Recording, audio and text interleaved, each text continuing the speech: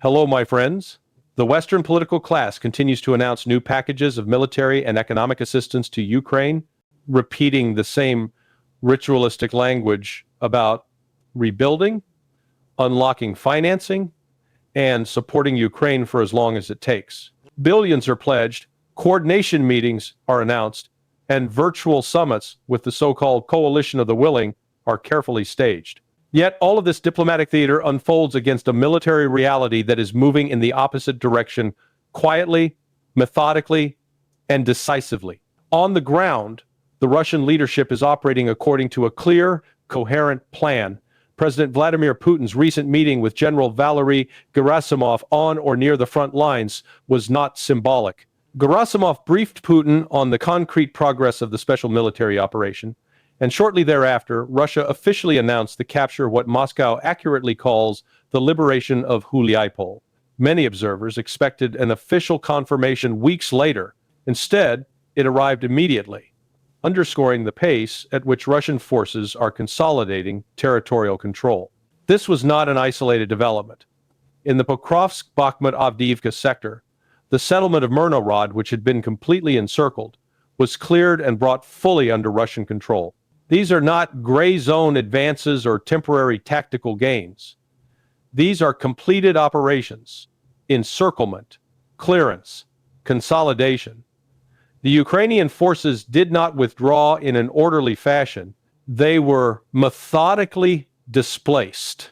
Putin then addressed the broader strategic framework, the creation of security buffer zones. Crucially, this is not limited to the northern border areas.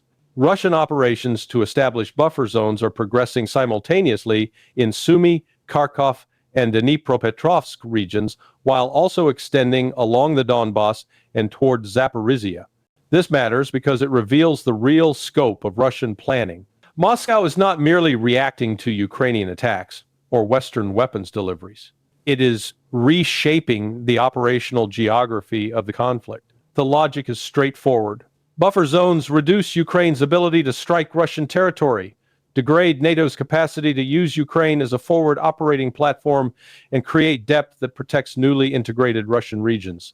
These operations are proceeding according to a plan approved and developed by the Russian General Staff, not improvised responses to Western escalation.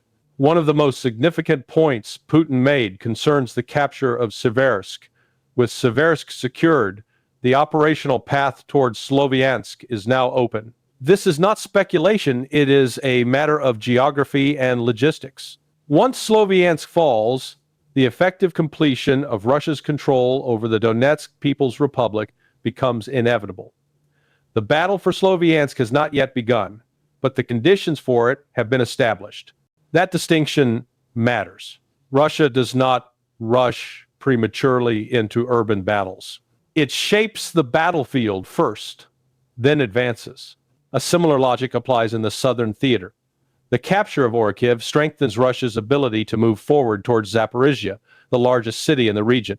Huliaipol, the second largest city in the oblast, has already fallen. Step by step, Russian forces are closing the operational gaps that once allowed Ukraine to sustain defensive positions. What Western media persistently refuse to acknowledge is that these developments fundamentally alter the diplomatic landscape. Putin made one of the most consequential statements of the war when he addressed the so-called Istanbul Plus in June 2024 root causes framework. He described this as the final opportunity for Ukraine and the West to accept terms that are already more generous than what future realities will permit.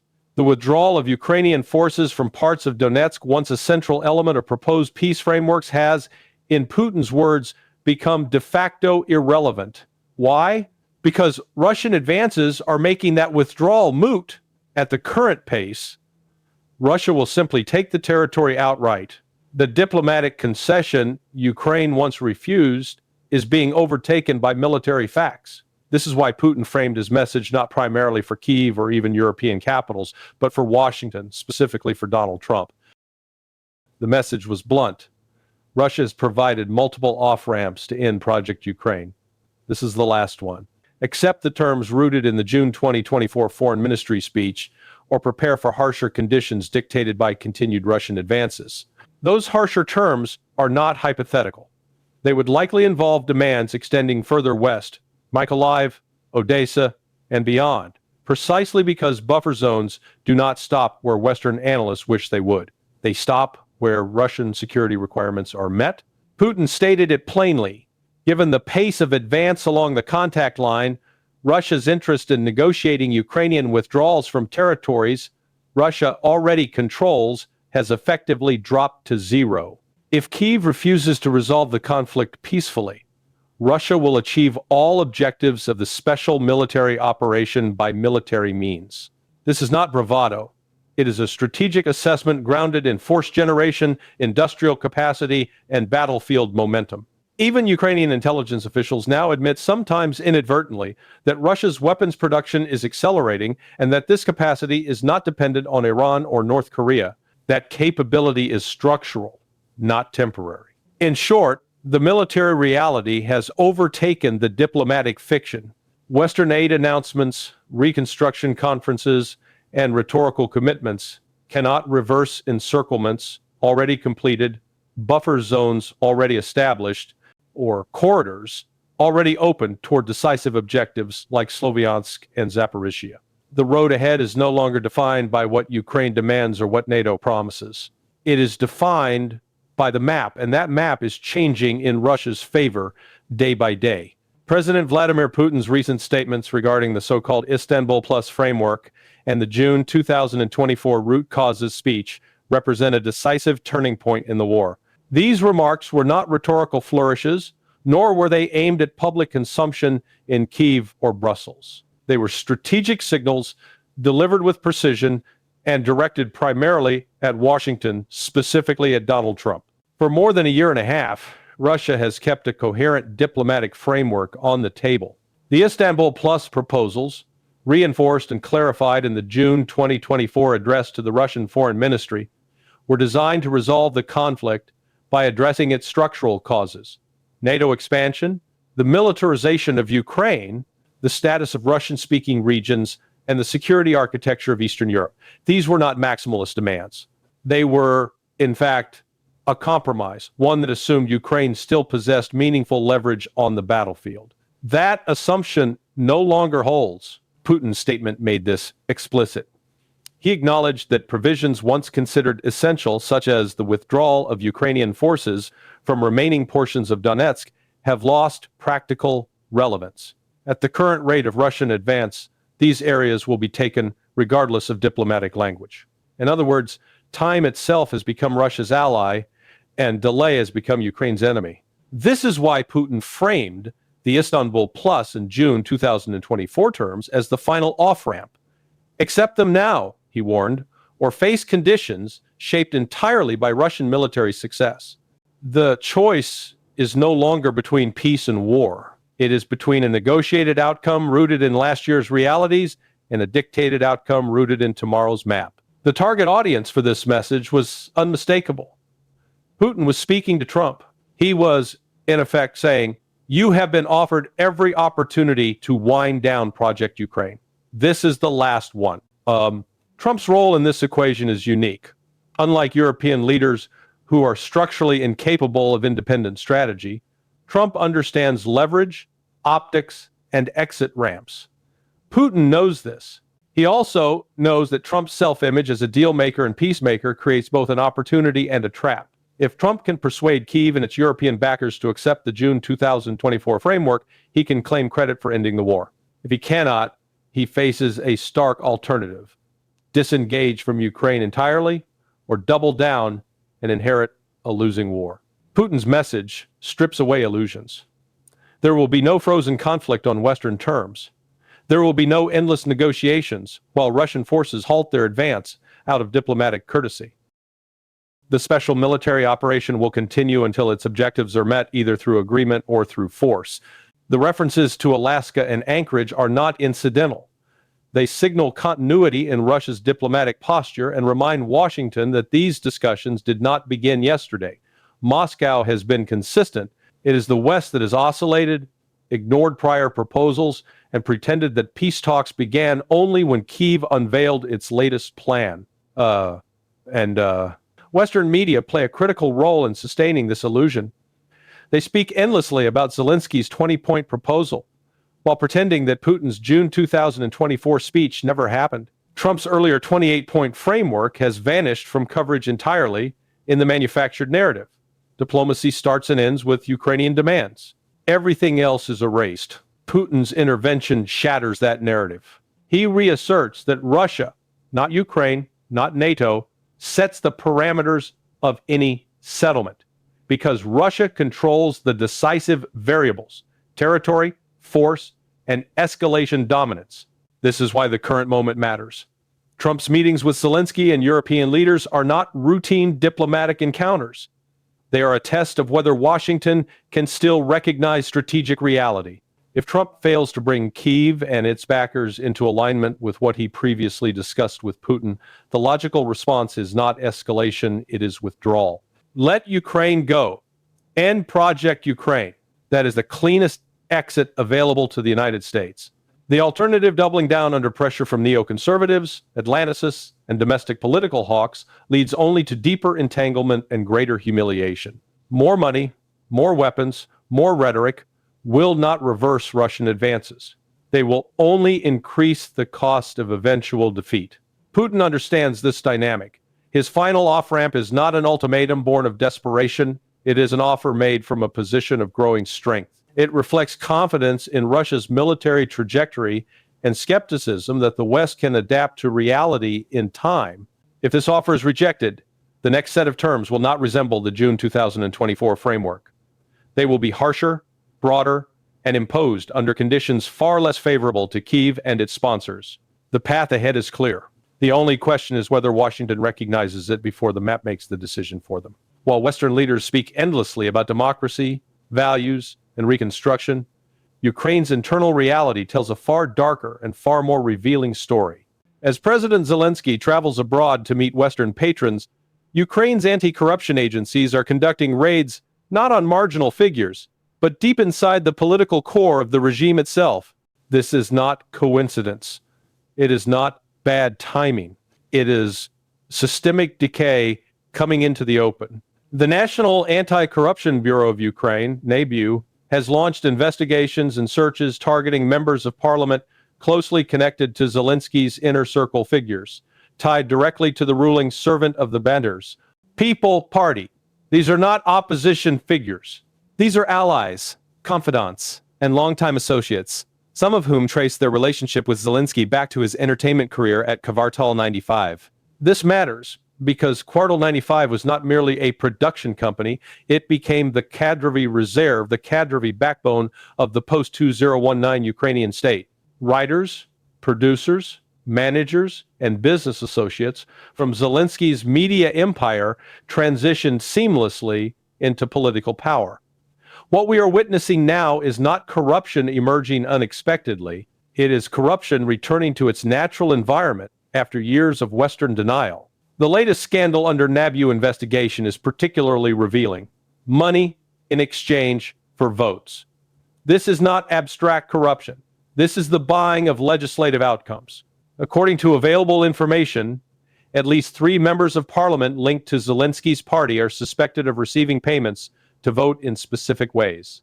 If these investigations expand, they threaten not only individual careers, but the parliamentary majority that sustains the current government. At precisely the moment these revelations surface, Canada announces yet another massive aid package. $2, $5 billion in economic assistance. The timing is astonishing and damning. Corruption scandal breaks. Raids intensify. And within hours, Western money flows again. This pattern is not new. 1 month, multiple headlines tell the same story. Senior officials resign amid corruption probes. Western governments respond not by pausing aid, but by increasing it. Another investigation erupts. Another tranche of money arrives. The message is unmistakable. Corruption is not a barrier to funding. It is irrelevant as long as Ukraine remains geopolitically useful. Canada's role in this deserves particular scrutiny. Just days after revelations involving Zelensky's chief of staff, Andriy Yermak, Ottawa pledged hundreds of millions more. Now, Amid a fresh Nabu probe, Prime Minister Carney hands over $2, $5 billion, as if nothing has happened. This is not negligence. It is willful blindness. Even more striking is Zelensky's own rhetoric during this period. He is not asking for modest assistance. He is demanding between $700 and $800 billion for reconstruction, a sum that exceeds the Marshall Plan when adjusted for scale and context. He frames this not as aid, but as a long-term investment vision extending to 2040, involving multiple funds, a Ukraine Reconstruction Fund, a sovereign investment platform, a development fund, a growth and opportunities fund, and even a human capital fund. Funds upon funds upon funds. The language is revealing. These structures are designed not for accountability, but for opacity. Each fund becomes a black box through which money can be routed, delayed, reclassified, and ultimately lost. Zelensky did not write this proposal himself. It bears the unmistakable fingerprints of consultants, financiers, and Western advisors fluent in institutional laundering. The irony is almost unbearable. As NABU raids parliament offices in Kyiv, Zelensky presents himself abroad as the steward of hundreds of billions in future capital flows. The contradiction is not lost on anyone paying attention except, apparently, Western governments. Before meeting Donald Trump, Zelensky made a symbolic stop in Canada and walked away with a $2, $5 billion check. Just like that.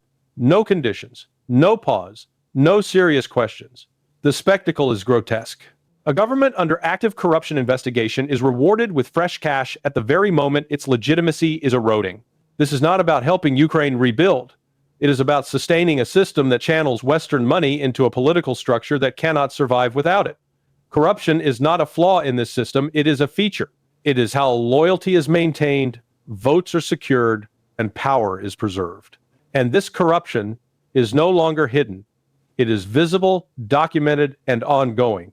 The idea that Ukraine is fighting a clean, values-driven struggle collapses under the weight of these facts. What remains is a client state hemorrhaging credibility kept alive by external financing and political indulgence. Russia understands this reality far better than Western leaders do or are willing to admit. Moscow is not merely fighting Ukrainian forces on the battlefield.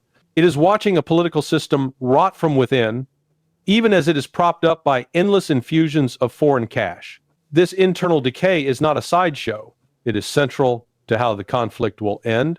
As Ukraine's political system strains under corruption scandals and financial dependency, cracks are also appearing in the information war.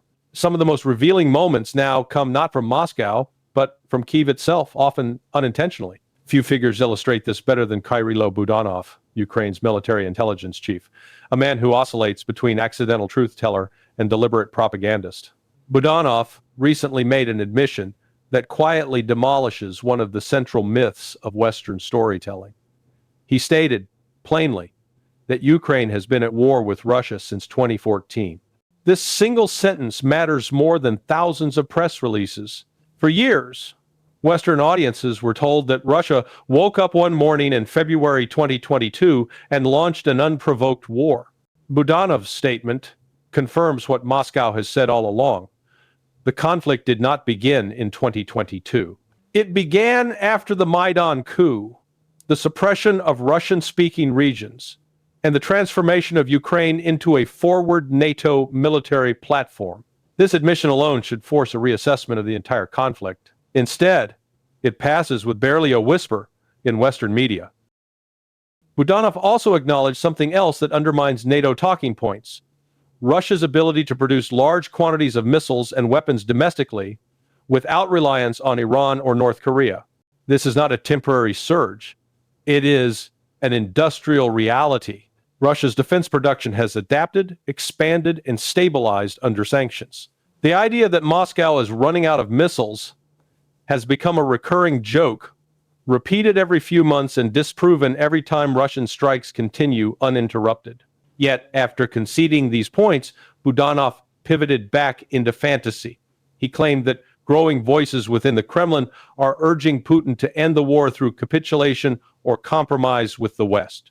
This is intelligence theater, not intelligence analysis. There are indeed voices in Russia calling for an end to the conflict, but not through surrender. They are calling for completion. Finish the objectives of the special military operation. Secure Russia's borders. Eliminate Ukraine's role as a NATO proxy. Those voices are growing precisely because Russia is winning, not because it is desperate. Budanov's next claim that Russia is preparing to invade the Baltic states, but is being held back by Ukraine, belongs firmly in the realm of strategic fiction. This narrative serves one purpose only: to justify continued Western funding, weapons transfers, and militarization. Ukraine is portrayed as the shield protecting Europe from imminent Russian conquest. Without this story, the entire aid architecture collapses. This fear-based messaging is not limited to Ukraine. In the United Kingdom, the same logic is now being applied domestically. British Defense Secretary John Healey has floated a so-called gap year military scheme, encouraging young people to join the armed forces instead of traveling or studying before university. This is not about opportunity or civic duty. It is about manpower. The UK is quietly preparing for a future confrontation with Russia, openly discussing 2030 as a planning horizon. The irony is brutal. A country struggling with recruitment, morale, and equipment shortages imagines itself preparing for war with a nuclear-armed superpower. This is not strategy. It is delusion driven by alliance politics and ideological inertia. Beyond Europe, instability is spreading in predictable ways. Tensions between Saudi Arabia and the UAE are resurfacing in Yemen, threatening another regional escalation. These conflicts intersect indirectly with the Ukraine war by stretching Western attention, resources, and credibility. The global system is not fragmenting randomly. It is responding to the exhaustion of Western dominance. Even markets are reacting. China's decision to halt silver exports, removing roughly 13% of global supply, sent shockwaves through commodities markets. Silver prices surged, exposing vulnerabilities in global supply chains that Western policymakers barely understand. This matters because wars are not fought only with weapons. They are fought with resources, industry, and logistics. Russia and China think in these terms. The West increasingly does not. Europe, meanwhile, continues its slow institutional decay. One of the most telling signs is Alphabet's decision to list European Commission fines as a routine operating expense, €10, 5 billion as of September 30. When regulatory punishment becomes a predictable line item, it is no longer governance, it is extraction. The European Union now funds itself, in part, by fining foreign companies into submission, even as its own economic competitiveness erodes. This context explains recent U.S. sanctions against European figures connected to censorship and digital regulation. These moves are not about free speech alone. They are warnings. Europe's regulatory overreach is becoming incompatible with American corporate interests, and cracks are forming inside the Western bloc itself. Taken together, these developments paint a picture far removed from the official narrative. Ukraine is not holding back a Russian invasion of Europe. Russia is not isolated, exhausted, or desperate. Western unity is not solid. It is strained, contradictory, and increasingly performative. Russia, by contrast, is operating within a long-term framework that integrates military action, industrial policy, diplomacy, and strategic patience. While Western leaders react to headlines, Moscow shapes outcomes. The illusion is cracking. The question is not whether the narrative will collapse, but how much damage will be done before it does.